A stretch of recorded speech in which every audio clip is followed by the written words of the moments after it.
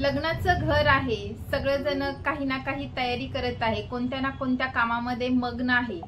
परंतु घरातील असा एक व्यक्ती आहे जो आरामशीर बेडवर झोपलेला आहे। तो व्यक्ती असतो कफ प्रकृतीचा। कफ प्रकृतीच्या व्यक्तीचे अजून काय काय लक्षणं आहेत, कसा स्वभाव आहे ते जाणून घेऊयात आजच्या व्हिडिओमध्ये। तेव्हा व्हिडिओ शेवटपर्यंत नक्की पहा।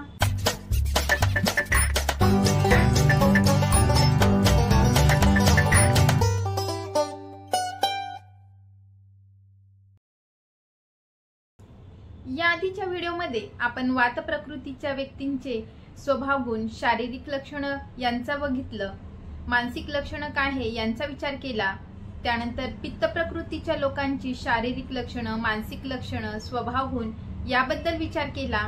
आजच्या व्हिडिओमध्ये कफ प्रकृतीच्या लोकांची शारीरिक लक्षणं काय आहे, मानसिक लक्षणं काय आहे, त्यांचा स्वभाव कशा प्रकारचा असतो, हे लोक किती धनवान असतात, तसेच यांच्यामध्ये काय असे गुण असतात की जेणेकरून हा व्यक्ती कफाचा आहे हे आपल्याला लवकर ओळखता आलं पाहिजे, ते जाणून घेऊयात आजच्या व्हिडिओमध्ये।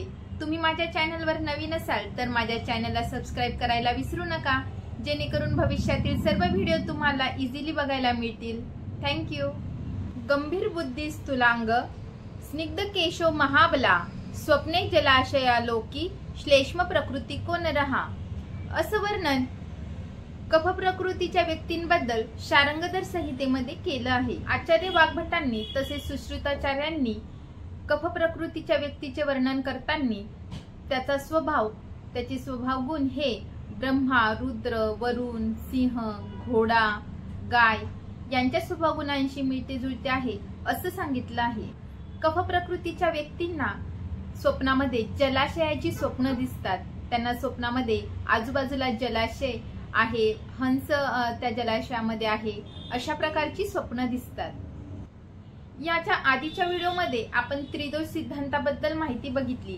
त्या त्रिदोष सिद्धांतामध्ये कफ दोषाची काय काय गुण आहेत हे सुद्धा बघितले। या कफ दोषाची गुरु, शीत, मंद, स्निग्ध, श्लेष्ण, मृदू यासारखी गुण असतात। कफाच्या ह्या सर्व गुणांचा प्रभाव कफ प्रकृतीच्या व्यक्तींच्या शारीरिक लक्षणांवर, मानसिक लक्षणांवर, स्वभाव गुणावर होतो। तर आता जाणून घेऊयात की कफ प्रकृतीच्या व्यक्तीची काय काय लक्षणं दिसतात। कफ प्रकृतीचा व्यक्ती हा दिसायला सुंदर, गोरा, शरीराने बलवान, मजबूत अशा प्रकारचा असतो। कफाच्या स्निग्ध गुणामुळे कफ प्रकृतीच्या व्यक्तींची त्वचा ती देखील एकदम स्निग्ध असते। मॉइश्चरायझर लावायची गरज सहसा पडत नाही। त्यांचे केस सुद्धा खूप चमकदार, स्निग्ध असतात। तेल लावलं नाही तरी सुद्धा केस हे चमकदार दिसतात। तसेच यांचे जे केस असतात ते लांब सडक असतात, दाट असतात आणि काळे भोर असतात, लवकर गळत नाही आणि लवकर पांढरी देखील होत नाही।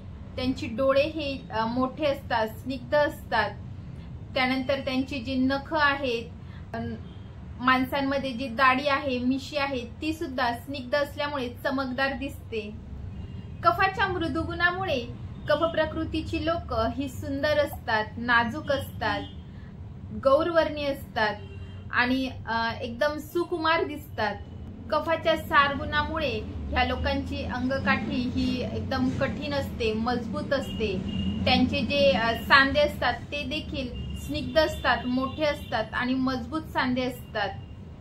ह्या लोकांचं शरीर, देहयष्टी ही एकदम धष्टपुष्ट असते, खाते पिते घरके अशा प्रकारचे ही व्यक्ती असतात।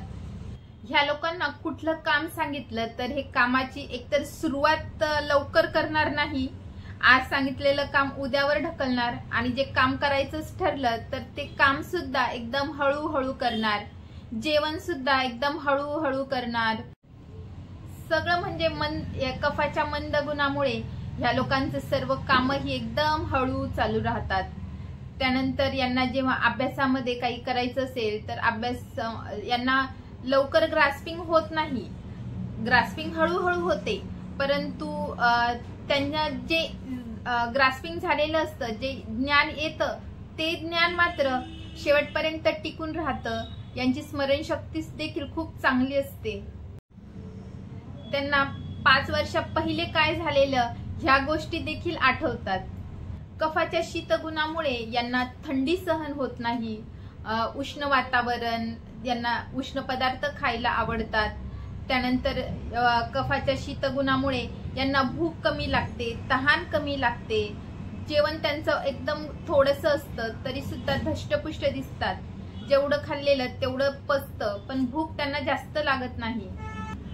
बरेच व्यक्ती असतात ज्यांना की घाम हा अजिबात येत नाही किंवा खूप कमी येतो, तर ही कफ प्रकृतीचे व्यक्ती असतात. कफाच्या शीतगुणामुळे त्यांना घाम हा खूप अत्यल्प येतो. कफाच्या स्निग्ध आणि अच्छ गुणामुळे ह्या लोकांचे डोळे आणि जो चेहरा असतो तो नेहमी स्निग्ध असतो. डोळे मोठे असतात, चेहरा मोठा असतो आणि नेहमी प्रसन्न असतात, प्रसन्न दिसतात.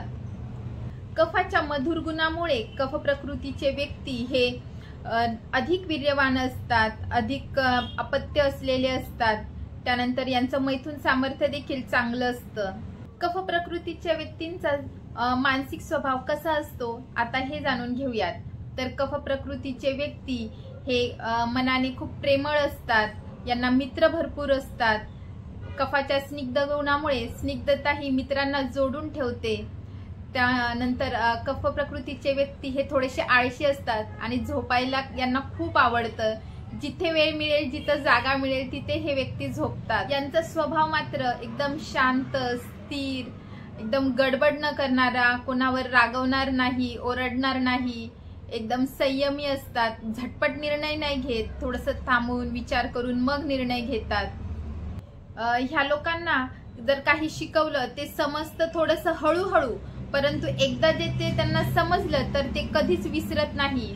आणि याच्यामुळे जर तुम्ही कधी कफ प्रकृतीच्या व्यक्तीशी जर 10 वर्षापूर्वी जरी भांडला असाल तर ती व्यक्ती तेव्हा रिॲक्ट नाही होणार, पण त्या 10 वर्षानंतर त्याला ते लक्षात राहील.